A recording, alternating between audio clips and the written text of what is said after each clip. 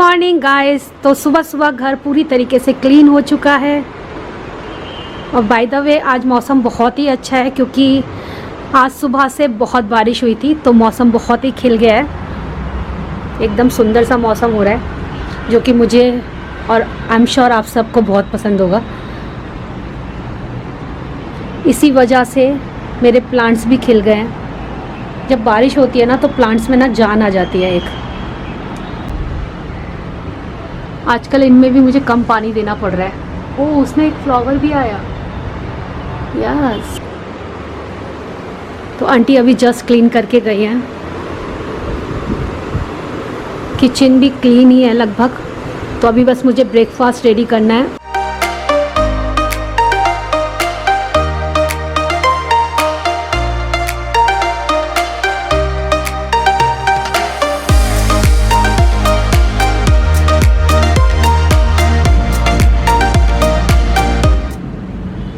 चलिए अब breakfast ready करते हैं।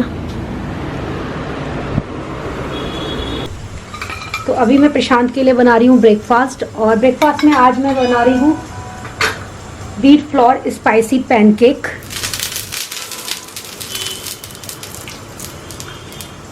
तो यहाँ पर मेरा जो बैटर है वो बिल्कुल रेडी है। तो व्हीट फ्लोर स्पाइसी पैनकेक में जैसे कि नाम में ही व्हीट आ रहा है तो यानी कि ये आटे से बनाया जाता है ये पैनकेक। और ये थोड़ा सा स्पाइसी होता है क्योंकि इसमें थोड़े से मसाले डाले जाते हैं। कोरिएंडर लीफ होती है। और अगर आपको इसका रेसिपी देखनी है तो आप Indian mom studio wheat flour spicy pancake डालिएगा तो आपको तुरंत मिल जाएगी। तो इसमें आटे का यूज़ होता है। काफ़ी हैवी ब्रेकफास्ट है ये। और कहते हैं 1 या 2 अगर आपने खा लिया तो आपको 12-1 बजे तक बिल्कुल भी भूख नहीं लगने वाली। और जैसे कि आप स्टफ़ पराठा बनाते हो उसे बनाने में काफ़ी सारा टाइम लगता है, लेकिन इसमें एक ही बार में सारी चीज़ें मिक्स करके तुरंत बन जाता है। तो क्विक ब्रेकफास्ट है लेकिन स्टिल बहुत ही हेल्दी और बहुत ही हैवी ब्रेकफास्ट है।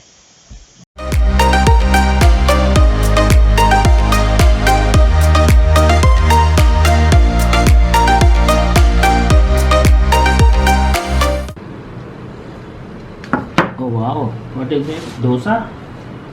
नहीं, wheat flour spicy pancake. Spicy pancake? इतना लंबा सेंटेंस। यस, ये स्पाइसी है ना इसीलिए। तुम्हें मालूम है मैं स्पाइसी नहीं खाता।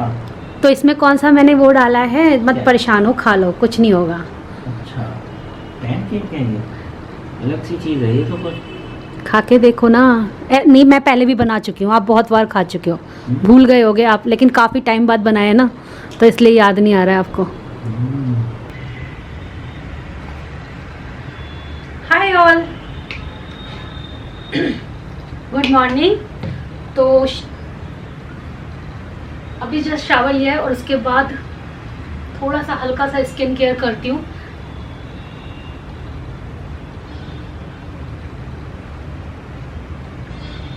तो अभी मैंने लगाया था बॉडी क्यूपिड का एलोवेरा जेल जो कि बिल्कुल ट्रांसपेरेंट है। और डेली तो यार आप एलोवेरा जेल निकाल कर स्टोर नहीं कर सकते।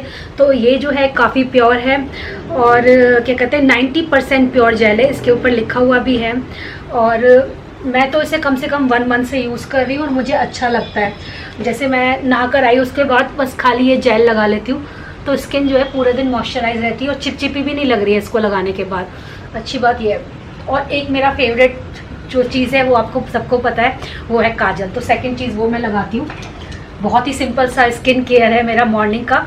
मैं ज़्यादा कुछ नहीं करती। इससे पहले मैं वाओ स्किन साइंस की डे क्रीम यूज़ कर रही थी, वो भी मुझे बहुत पसंद आई थी। अभी वो ख़त्म हो गई है, मैं दोबारा उसे ऑर्डर करूँगी क्योंकि वो मुझे बहुत ज़्यादा सूट करी थी।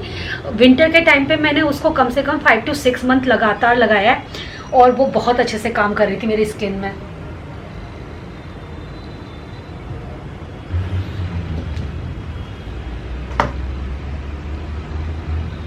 तो एक और चीज़ है जो मैं डेली लगा कर रखती हूँ अपने डेली व्लॉग्स में, वो है ये नेचुरल शेड लिपस्टिक का जिसका नाम है टच ऑफ स्पाइस। बिल्कुल नेचुरल है, ऐसा लगता ही नहीं कि आपने कोई लिपस्टिक लगा रखी है, बस आपके लिप्स पर हल्का सा टिंट आता है और वो चीज़ मुझे काफ़ी अच्छी लगती है। बहुत ही नेचुरल शेड है, कहीं पर भी लगाकर आप निकल जाओ कोई कह नहीं सकता कि आपने लिपस्टिक लगा रखी है। बहुत ही नेचुरल लगती है और मेरा बहुत फेवरेट शेड है ये। मतलब ऑलमोस्ट सारे सब्सक्राइबर जानते होंगे कि मेरा सबसे ज़्यादा फेवरेट शेड है ये टच ऑफ स्पाइस। और मेरे बहुत सारे न्यू सब्सक्राइबर हैं जिन्होंने अभी अभी मेरा चैनल ज्वाइन किया है, तो सबसे पहले तो मैं उनको थैंक यू बोलना चाहती हूँ। मैं बहुत टाइम से उनको थैंक यू बोलना चाह रही हूँ। और क्या होता है, जैसे कैमरा ऑन होता है मैं कुछ और बातें करना शुरू कर देती हूँ और मैं वो चीज़ कहना भूल जाती हूँ। हालांकि मैंने कमेंट सेक्शन में जो भी मुझे नए लोग सब्सक्राइब करते हैं मैं उनको हमेशा लिखती हूँ welcome to my YouTube family, लेकिन मुझे ऐसे भी बोलना था आप लोगों को, लेकिन वो मैं भूल जाती थी। तो थैंक यू सो मच उन सारे सब्सक्राइबर्स को जिन लोगों ने मेरे चैनल को अभी अभी सब्सक्राइब किया है। मुझे बहुत अच्छा फील हो रहा है कि उन लोगों को मेरा काम, मेरे व्लॉग्स और मेरी नेचर बहुत पसंद आ रही है, और वो बहुत बहुत पुराने व्लॉग्स मतलब देख रहे हैं, क्योंकि मेरे पास इतने पुराने व्लॉग्स के ऊपर कमेंट्स आ रहे हैं ना, मैं आपको बता नहीं सकती। इन दिनों पिछले 1-1.5 वीक से मुझे बहुत सारे पुराने व्लॉग्स पर भी कमेंट्स आ रहे हैं, और पहले भी आते थे लेकिन इतने ज़्यादा नहीं। मुझे लगता है अभी मुझे कुछ ही दिनों में बहुत सारे लोग जो हैं वो मुझसे जुड़े हैं, तो मैं उन सब लोगों को बहुत सारा थैंक यू बोलना चाहती हूँ। और जो मेरे पुराने सब्सक्राइबर हैं उनको तो पता ही है कि वो मेरी जान है।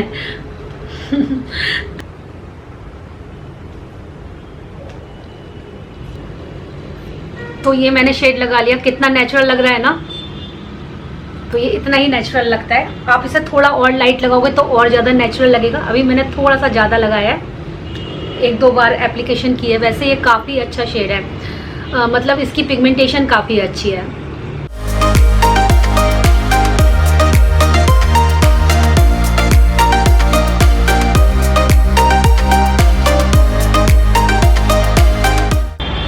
तो आज मौसम बहुत अच्छा हो रहा है। कल रात भी बारिश हुई थी और सुबह भी बारिश हुई थी, तो बारिश होने की वजह से मौसम बहुत अच्छा हो गया है। आज सुबह मैं आपको बता रही थी ना, तो काफ़ी अच्छा मौसम हो रहा है। तो अभी बालकनी में बैठ के अच्छा लग रहा है, हवा चल रही है इस टाइम। वैसे भी मुझे आप लोगों से एक बात पूछनी थी, क्या कभी आप लोगों ने मेरे चैनल पर एक बात नोटिस करी है? यदि आप लोगों ने मेरे चैनल का कवर पेज देखा है, या फिर आप मेरे कम्युनिटी टैब पर जो मैं पिक्चर्स पोस्ट जो भी मैं शेयर करती हूँ उसके अंदर जो मैं टैग शेयर करती हूँ, हैशटैग, वो कभी नोटिस किए हो तो मुझे बताना। उसमें एक स्पेशल चीज़ मैं हमेशा टैग करती हूँ, और वो मेरे कवर पेज पर भी लिखी हुई है चैनल के। अगर आपने वो नोटिस करी है तो अभी इस वीडियो को पॉज करिएगा और मुझे कमेंट सेक्शन में बताइएगा। तो जिन लोगों ने इस चीज़ को नोटिस किया है और मुझे कमेंट सेक्शन में सही आंसर दिया है, वेल एंड गुड। और जिन लोगों ने कभी नोटिस नहीं किया है और उन्हें नहीं मालूम मैं किस बारे में बात कर रही हूँ, तो मैं उन लोगों को बता दूँ, मेरे कवर पेज पर आपने देखा होगा जब से मैंने चैनल स्टार्ट किया उस पर लिखा हुआ है नेक्स्ट डोर फैमिली फ्रेंड। और यही चीज़ जब मैं कम्युनिटी टैब पे कुछ भी पोस्ट करती हूँ तो मैं उसके हैशटैग में भी लिखती हूँ नेक्स्ट डोर फैमिली फ्रेंड। तो इसका मतलब क्या है कि मैं आप लोगों की नेक्स्ट डोर फैमिली फ्रेंड हूँ।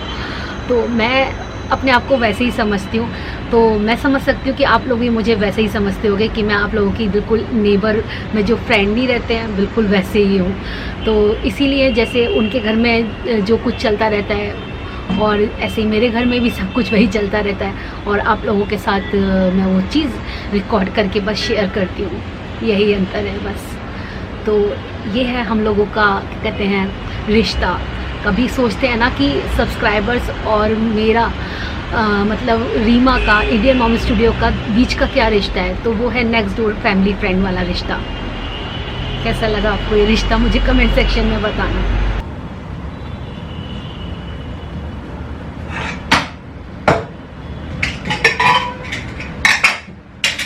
तो चलिए स्टार्ट करते हैं आज की कुकिंग, यानी कि लंच। आज मैं लंच में राजमा बना रही हूँ। राजमा चावल और ग्वार की सब्जी। ग्वार की फली आप जानते होंगे, इसकी रेसिपी मैंने अपने चैनल पर ऑलरेडी शेयर करी हुई है। और सोच रही हूँ सबसे पहले ये फली बना देती हूँ, ग्वार की फली, क्योंकि बहुत सिंपल है और तुरंत बन जाएगी। और मैं बाय द वे इन्हें बनाती हूँ मस्टर्ड ऑयल में, क्योंकि मस्टर्ड ऑयल में इनका टेस्ट बहुत अच्छा आता है। बस मस्टर्ड ऑयल लूँगी और उसके अलावा इसमें थोड़ा सा जीरा डालती हूँ और थोड़ा सा लहसुन और थोड़ी सी ग्रीन चिली। बस नमक डालती हूँ, हल्दी, और हो जाता है। बहुत ही सिंपल बनाती हूँ मैं ये रेसिपी, लेकिन टेस्ट में बहुत अच्छी लगती है। हींग भी डालती हूँ मैं।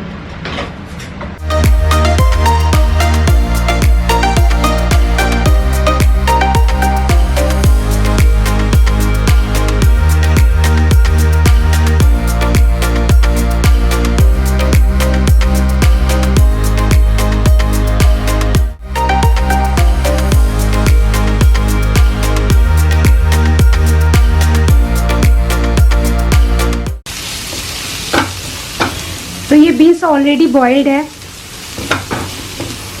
और बॉईल होने के बाद मैंने इसके दोनों तरफ से जो धागे होते हैं उनको मैं इस तरीके से निकाल लेती हूँ, ऐसे करके, तो वो निकल आते हैं। तो ये बॉइल्ड भी है और इसके सारे धागे निकले हुए भी हैं।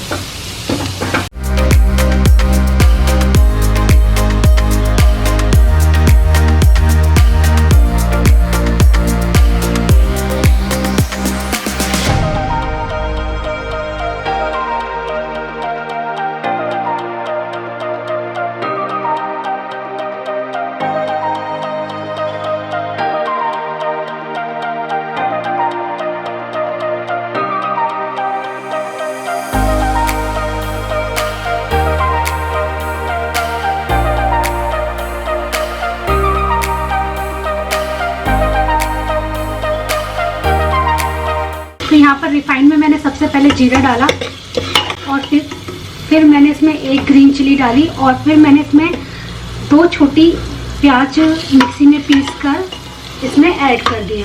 और जब ये प्याज फ्राई हो गई है तब मैं इसके अंदर ऐड कर रही हूँ मसाले। और यहाँ पर मसाले मैंने सारे घोल कर रख लिए हैं ऑलरेडी।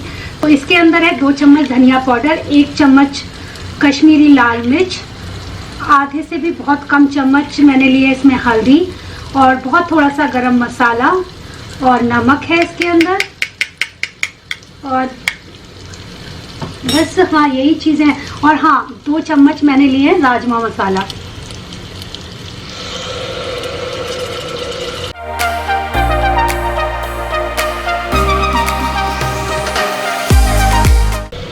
तो बहुत थोड़ा सा पानी ऐड कर रही हूँ और जब मसाला घी छोड़ देगा तब मैं इसमें टमाटर ऐड करूँगी। अभी टमाटर नहीं ऐड कर रही हूँ, पहले मैं चाहती हूँ कि सारे मसाले अच्छे से पक जाएं और उसके बाद मैं टमाटर ऐड करती हूँ। तो मैं तो इस तरीके से बनाती हूँ राजमा। और मुझे नहीं लगता कभी भी आपके साथ राजमा की रेसिपी शेयर करी है। तो ये फर्स्ट टाइम है मेरे चैनल पर जब मैं आपके साथ राजमा की रेसिपी शेयर कर रही हूँ। मैंने बहुत तरह की रेसिपीज़ आप लोगों के साथ डिफरेंट तरह की रेसिपी शेयर करी हैं, लेकिन राजमा की कभी नहीं करी, क्योंकि मुझे लगता है यार राजमा बहुत सिंपल होता है और हर किसी को तो बनाना आता ही है। फिर मैंने सोचा आज जब मैं बना ही रही हूँ तो क्यों ना शूट भी कर लेती हूँ, क्योंकि आप में से कुछ सब्सक्राइबर्स हैं जो कि राजमा की रेसिपी देखना चाहते थे और मेरे पास काफ़ी टाइम से कमेंट्स भी आ रहे थे। तो मैंने सोचा कि मैं शेयर कर ही देती हूँ। तो अभी देख रहे हैं ना आप, आई होप आप देख पा रहे हो क्योंकि कुकर काफ़ी गहरा है। तो आप देख पा रहे होंगे कि मसाले ने अभी घी छोड़ दिया है और मसाले में से बहुत अच्छी खुशबू भी आने लगी है। ज़्यादा मैंने इसमें रिफाइंड नहीं यूज़ किया है, आपने देखा था बहुत थोड़ा रिफाइंड यूज़ किया है। तो अभी मैं इसके अंदर टमाटो पेस्ट ऐड करने वाली हूँ और यहाँ पर मैंने 4 बड़े बड़े टमाटर लिए थे जिनको मैंने मिक्सी में पीस लिया था, क्योंकि मुझे राजमा में प्याज भले ही कम हो लेकिन टमाटो का फ्लेवर बहुत अच्छा लगता है, तो मैं ज़्यादा टमाटर डालती हूँ राजमा में हमेशा। तो पहले तो हमने सारे मसाले पकाए थे, अब हम टमाटर को भी मसाले के साथ पकाएंगे जिससे कि टमाटर का जो कच्चापन है वो निकल जाए। अगर टमाटर का कच्चापन मसाले के अंदर आता है तो फिर टेस्ट खराब हो जाता है, फिर वो टेस्ट नहीं आता खाने में जो हमें चाहिए होता है। तो अभी 3 to 4 मिनट हो गए हैं, तो चेक कर लेते हैं कि कैसा लग रहा है हमारा मसाला इस टाइम पर। तो यहाँ पर आप नोटिस कर सकते हो कि मसाला जो टमाटर के साथ था वो भी पक गया है, क्योंकि इसमें भी ऑयल छोड़ दिया है। तो अब बस मुझे क्या करना है, नमक वगैरह सब कुछ इसमें ऐड है ही ऑलरेडी, सारे मसाले इसमें ऐड हैं। तो ये कश्मीरी जो मेरा राजमा है वो भी मैं इसमें ऐड कर दूँगी।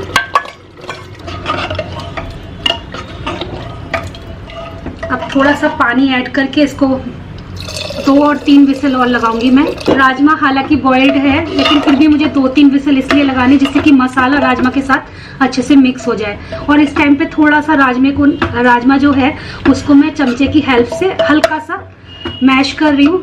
सारा नहीं मैश करना है मुझे, बस थोड़ा थोड़ा मैश कर रही हूँ जिससे कि ग्रेवी जो है वो थिक बने। तो गाइस आप लोगों का क्या ख्याल है, करा जाए आज साफ वॉशिंग मशीन को, करें साफ मिलकर? बहुत ही ज़्यादा रिक्वेस्ट आई है मेरे पास कि मुझे अपने वॉशिंग मशीन क्लीनिंग का रूटीन दिखाना चाहिए।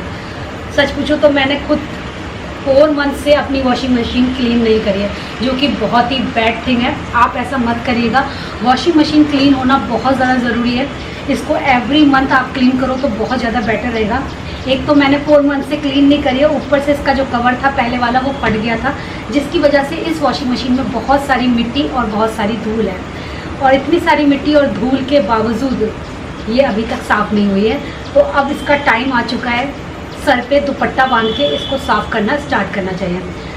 तो सर पे तो मैं दुपट्टा नहीं बांध रही हूँ जैसे दिवाली की सफाई नहीं करते तो सर पे दुपट्टा वगैरह बांध लेते हैं और फिर जाके क्लीन करते हैं। तो ऐसा तो कुछ नहीं कर रही हूँ मैं, लेकिन क्लीन ज़रूर करूँगी आज। तो मैं आपको बता दूँ कि सबसे पहले मैं इसका जो कवर है वो उतारूँगी। सबसे इम्पॉर्टेंट है कवर उतारना। तो कवर उतारने से पहले यहाँ पर एक पाइप है ना, वो इसके साथ जुड़ा रहता है, जो उसे मुझे निकाल लेना है।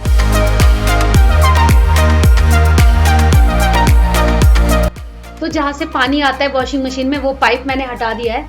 और ये छोटी सी यहाँ पर एक नेट लगी हुई होती है, ये इसलिए लगी हुई होती है जिससे कि पानी जो है वो क्लीन आए आपकी वॉशिंग मशीन में। अगर यही गंदी होगी तो पानी आप सोच सकते हो कि रुक रुक कर आएगा, कम फ्लो आएगा पानी का, और जिससे कपड़े आपके अच्छे से वॉश नहीं हो पाएंगे। तो सबसे पहले कुछ भी करने से पहले मैं आपको दिखा रही हूँ अपने वॉशिंग मशीन की हालत। तो मेरे वॉशिंग मशीन काफ़ी गंदी हो रही है, जैसे कि आपको मैंने बताया मैंने काफ़ी टाइम से क्लीन नहीं करी है और ऊपर से इस पर कवर भी नहीं लगा हुआ था, तो ये और भी ज़्यादा धूल मिट्टी में गंदी हो चुकी है। क्योंकि ये बालकनी में रखी हुई थी तो जब भी आंधी आती है तो सारी धूल जो है वो ऐसी जगहों पर आकर चिपक जाती है। तो वॉशिंग मशीन को क्लीन करना बहुत इंपॉर्टेंट है। अगर वो क्लीन नहीं होगी तो आपके कपड़े भी अच्छे से क्लीन नहीं हो पाएंगे, क्योंकि नेट जैसे कि मैंने दिखाया वो चोक हो जाती है, तो जिसकी वजह से पानी का फ्लो अच्छा नहीं आता है।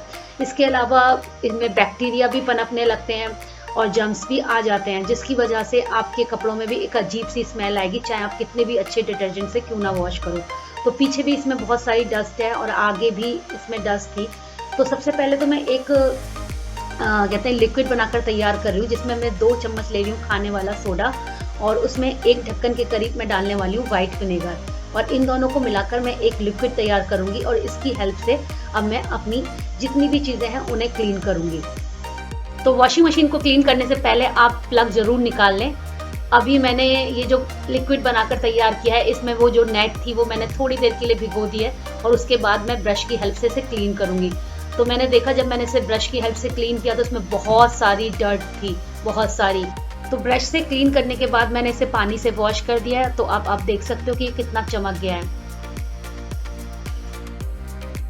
तो अब बारी आती है वॉशिंग पाउडर वाली ट्रे को क्लीन करने की। तो इसके लिए भी मैंने वैसे ही सेम लिक्विड तैयार किया है, बस इसमें थोड़ा पानी ऐड कर लिया है। और मैंने पहले से ब्रश से क्लीन करने की कोशिश करी, लगा कि उससे साफ़ नहीं हो रहा है, तो फिर मैंने जो बर्तन धोने वाला जामा होता है उससे फिर मैंने इसके जो जिद्दी दाग थे वो निकाले हैं। वैसे खाने वाले सोडे से बहुत हद तक आपके जो दाग है ना वो निकल जाते हैं और बैक्टीरिया फ्री हो जाता है विनेगर वगैरह डालने से। और अभी मैंने फिर से वही लिक्विड तैयार किया है और इस बार मैंने बिल्कुल भी पानी नहीं डाला, क्योंकि मैं अब कुछ ऐसी जगह साफ़ करने वाली हूँ जहाँ पर आपको बिल्कुल एकदम कहते हैं थिक फॉर्म में चाहिए ये लिक्विड। और इसके बाद मैंने ये सारी वॉशिंग मशीन में जहाँ जहाँ मुझे लग रहा था कि गंदी है वॉशिंग मशीन, जो जो कॉर्नर्स हैं उन सबको ब्रश की हेल्प से मैंने क्लीन किया है। जितनी भी कॉर्नर्स थे जहाँ पर क्या कहते हैं आपके हाथ नहीं पहुँच पाते, वहाँ पर ब्रश के ब्रिसल्स पहुँच जाते हैं, तो मैंने उसकी हेल्प से ये वॉशिंग मशीन को क्लीन करने की कोशिश कर रही हूँ। और चारों तरफ मैंने जो टब था उसके भी चारों तरफ इस ब्रश को अंदर तक ले जाकर क्लीन किया है।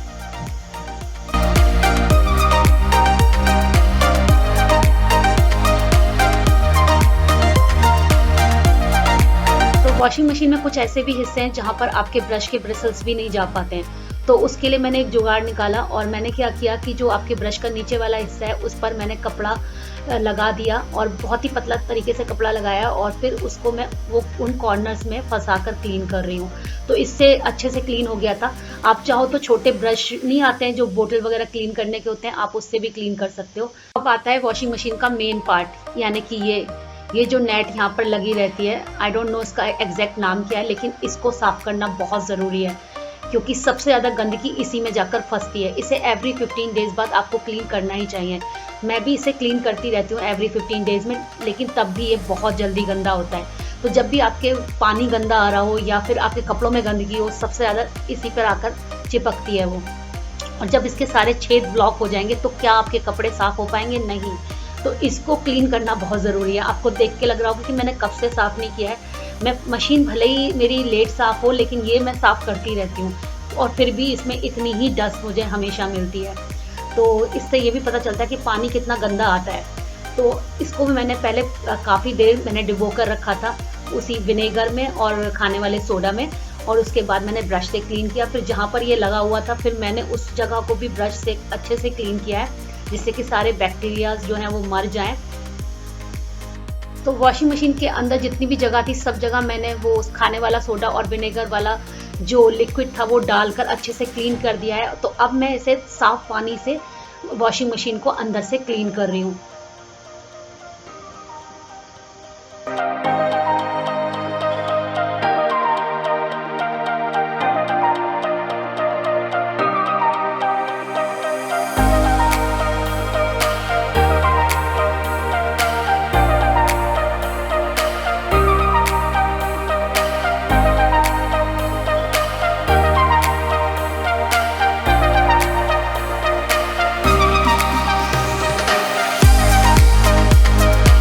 तो अब मैं एक सूखे कपड़े से जो वॉशिंग मशीन का पैनल है उसे भी क्लीन कर रही हूँ। वैसे ये वाटर प्रूफ होता है, अगर थोड़ा बहुत पानी चला भी जाए तो कोई दिक्कत की बात नहीं है। यहाँ पर मैं एक लिक्विड तैयार कर रही हूँ। विम लिक्विड मिलाकर मैंने पानी में डाला है और एक सूती कपड़ा लिया है मैंने, जो कि बहुत सॉफ्ट है, और उसको उसमें भिगोकर मैं इससे पूरी बाहर से वॉशिंग मशीन साफ करने वाली हूँ। आप चाहो तो सर्फ से भी कर सकते हो, लेकिन मुझे लगता है कि विम लिक्विड ज़्यादा जो है सॉफ्ट रहता है। और मैंने सॉफ्ट कपड़ा इसलिए लिया है कि जिससे कि आपकी मशीन के बाहर का जो एरिया है उस पर कोई भी स्क्रैचेस ना आए। आप यहाँ पर कोई भी बर्तन धोने वाला जामा वगैरह मत यूज़ करिएगा, अदरवाइज आपकी वॉशिंग मशीन पे बहुत लंबी लंबी बड़ी बड़ी स्क्रैचेस आ जाएंगी। तो सॉफ्ट कपड़ा ही आपको यहाँ पर यूज़ करना है। पीछे भी मैंने इसी तरीके से साफ़ करना है, क्योंकि पीछे भी बहुत गंदी थी मेरी मशीन।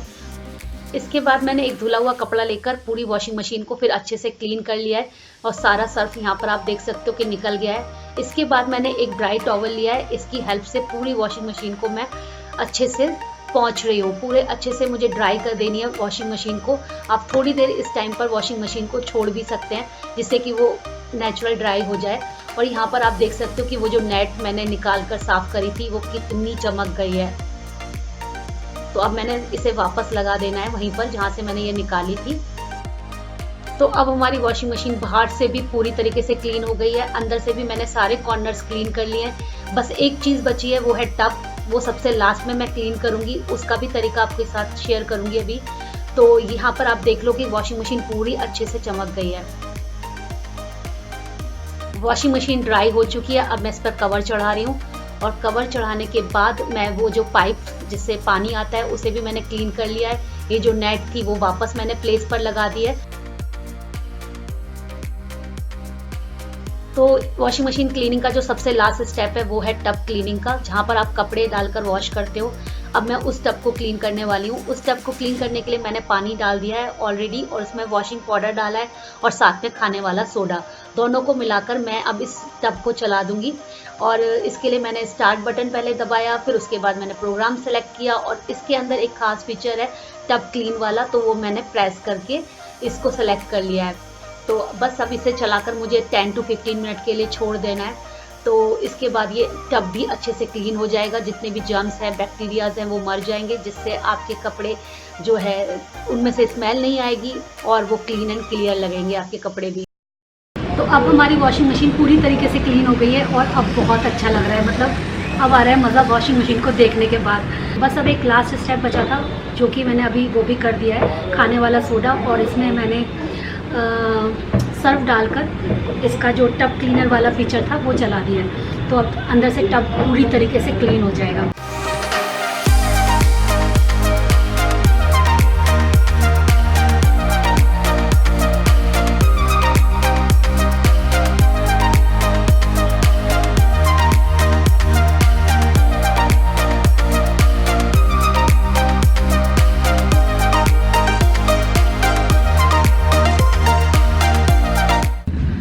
तो एक बात तो ज़रूर होने वाली है, अगर आपने अपनी वॉशिंग मशीन अभी तक क्लीन नहीं करी है ना, तो इस वीडियो को देखने के बाद आप ज़रूर करने वाले हो, क्योंकि आपने देखा वॉशिंग मशीन में कितनी गंदगी रहती है।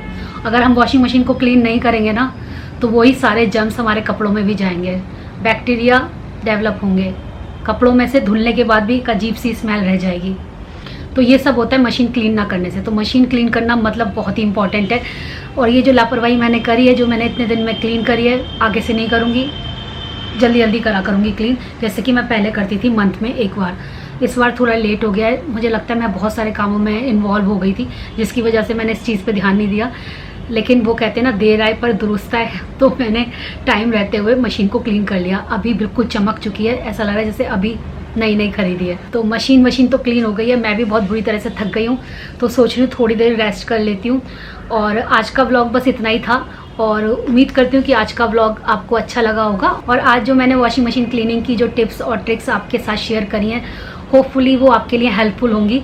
अगर आपको ये वाला वीडियो अच्छा लगा है और मेरे बताए हुए टिप्स एंड ट्रिक्स आपकी लाइफ में काम आते हैं, तो प्लीज़ चैनल को सब्सक्राइब ज़रूर कर लीजिए अगर आपने अभी तक सब्सक्राइब नहीं किया है, और लाइक कर दीजिए, और इस वीडियो को ज़्यादा से ज़्यादा लोगों के साथ शेयर भी करिए, जिससे कि जो भी नीडी है, जिसको ज़रूरत है वॉशिंग मशीन क्लीन करने की, तो वो भी इस वीडियो को देखकर अपनी वॉशिंग मशीन चमका सकता है, एकदम चम। तो चलिए फिर मिलती हूँ मैं आपको अपने नेक्स्ट व्लॉग में। तब तक के लिए bye bye and lots of love.